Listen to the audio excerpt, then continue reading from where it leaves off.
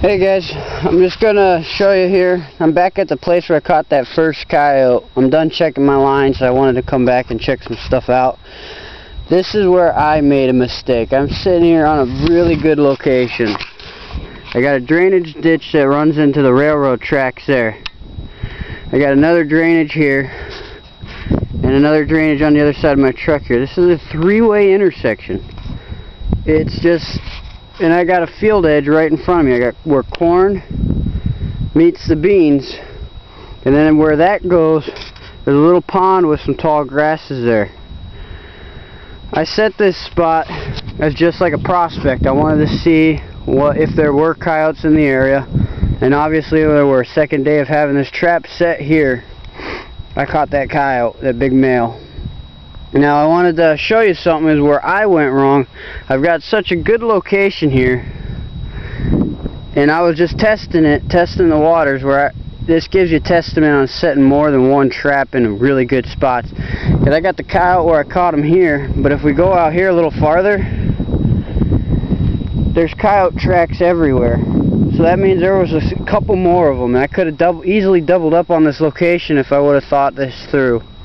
Now I do have more traps down there at where that grassy point meets the two fields. Don't know if you can see it or not. I'll try to get in there. There's some tall switchgrass, and the point is probably right about there. And I got two traps there. I got a dirt hole and a flat set. Now this I should have put more traps because there's coyote tracks everywhere. That means the rest of the pack was here wondering what the heck happened to their buddy. And I could have probably picked up another coyote out here if I would have thought about this. Like I said, I just set this trap, just testing the waters. So what I'll end up doing is when it dries up a little bit more, I'll come back, I'll reset that trap, and then I'll come in here and I'll probably set about 4 traps just in this one intersection. Try to catch the surplus and try to get most of them out of here. It just giving you an idea on how to set some traps and stuff. Is I could have easily, I mean, there's tracks everywhere. There's like 2 or 3 sets of coyote tracks besides the one I ended up catching. So that means the rest of the pack was here last night, and I easily missed an opportunity here. But another trick I wanted to tell you is that I've learned is when you got these rainy conditions coming up, my favorite set is a flat set. I love them. That's what I've caught most of my coyotes on this year.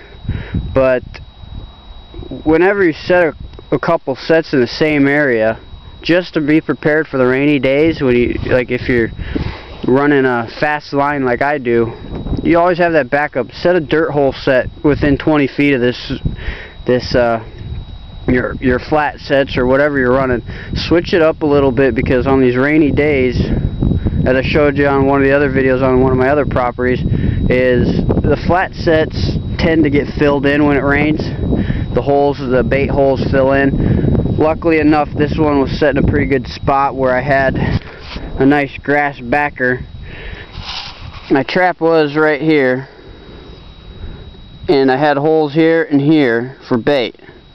Now the grass kind of helped cover a lot of that up, and a really good oily call smell was used.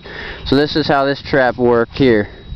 But let's say this did collapse in and all my scents got washed away.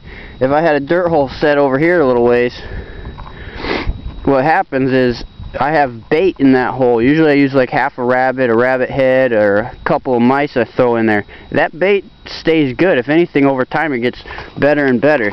It might wash away all your other lures and scents, but you'll have the bait still in there, and they'll still come in and inspect the hole out, and that's when you pick up those ones. Like all my other sets, I have to go out and rebait, except for my dirt hole sets. I just need to throw a little bit of call lure on her, and that's what I got down here. I've got right on the point of that grassy patch, I've got a dirt hole, and then about 20 feet away I've got a flat set. Give it a couple days, I might pick something up in there tomorrow, but I'm not holding my breath, because like I said, I need to rebait, because that rain washed me out pretty good. I just set them out real fast, try to catch some stuff, but figured I'd just give you a little insight on double setting areas that you think are real good.